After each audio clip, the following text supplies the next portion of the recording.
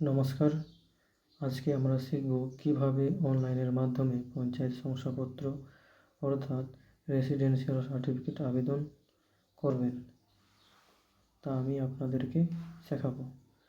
প্রথমে গুগলে গিয়ে সার্চ করবেন পঞ্চায়েত সার্টিফিকেট।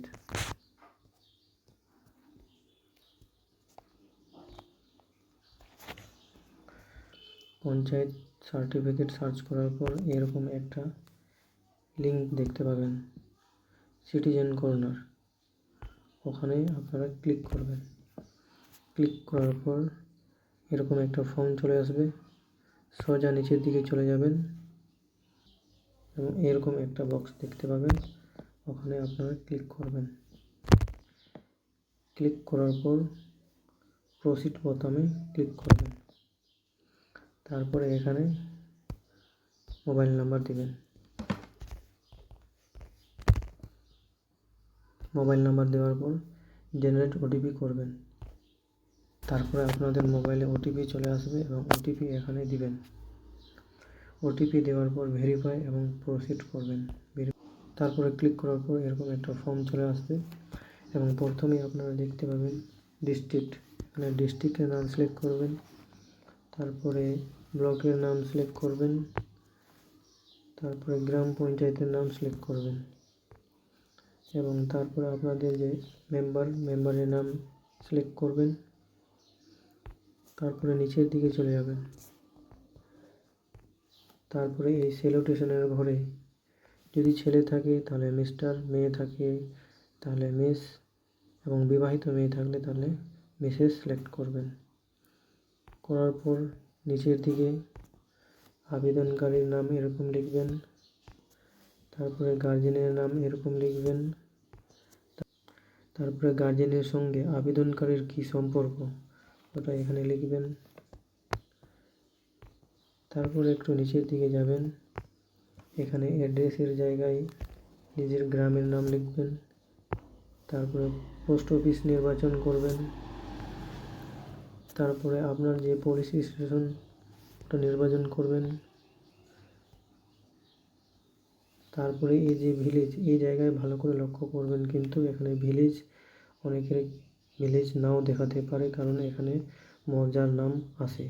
তো এখানে মৌজার নাম সিলেক্ট করবেন। আপনার যেটা মৌজা সেই মৌজার নাম সিলেক্ট করবেন। তারপরে একটু নিচের দিকে যাবেন, পিন নাম্বার দিবেন, তারপরে আপনার জন্ম তারিখ দিবেন এবং এই বক্সের মধ্যে পঞ্চায়েত থেকে যে সার্টিফিকেট প্রদান করা হয় সেসব এইখানে দেখতে পাবেন। আপনার যেটা প্রয়োজন সেই বক্সে ক্লিক করবেন। আমি যেহেতু রেসিডেন্ট সার্টিফিকেটের কথা বলেছি তাই রেসিডেন্ট সার্টিফিকেট ফিল আপ করে দেখাবো।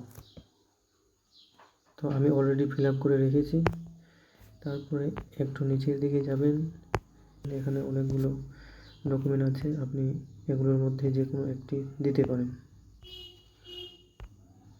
আমি অলরেডি আধার কার্ড দিয়ে রেখেছি। তারপরে সিলেক্ট ডকুমেন্ট নাম্বার 2তে চলে যাবেন। এখানে অনেকগুলো ডকুমেন্ট আছে, অনেকগুলো ডকুমেন্টের মধ্যে যে কোনো একটি ডকুমেন্ট দিয়ে দেবেন। আমি ভোটার কার্ড দিয়েছি এবং তার ডান দিকে দেখতে পাবেন তার নাম্বারও দিতে হবে, ডকুমেন্ট নাম্বার। এই যে ডকুমেন্ট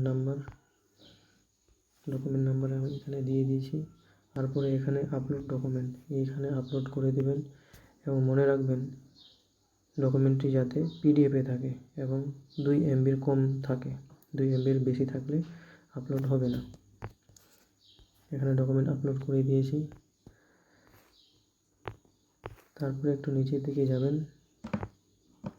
এখানে আপলোড অ্যাপ্লিকেন্ট ফটো, এখানে ফটো আপলোড করে দেবেন এবং ফটোর সাইজ ম্যাক্সিমাম 100 KB।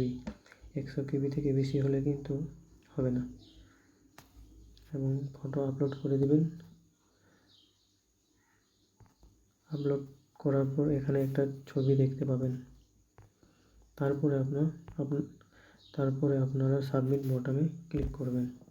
তারপরে সাবমিট করার পর অ্যাপ্লিকেশন স্ট্যাটাস দেখতে পাবেন। এখানে দেখেন আমি 15/4/2026 অ্যাপ্লাই করেছি এবং এখানে কি দেখাচ্ছে পেন্ডিং ফর অপারেটর শুরু হলো এবং 2-1 দিনের মধ্যে অ্যাপ্রুভ হয়ে যাবে।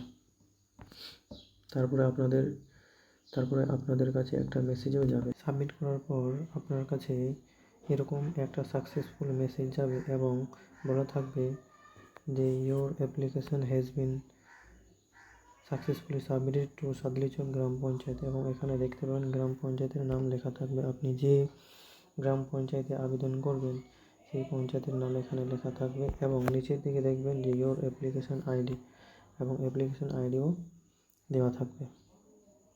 আশা করি এই ভিডিওটি আপনাদের হেল্পফুল মনে হয়েছে এবং এই ভিডিওটি দেখার জন্য আপনাদেরকে অসংখ্য ধন্যবাদ।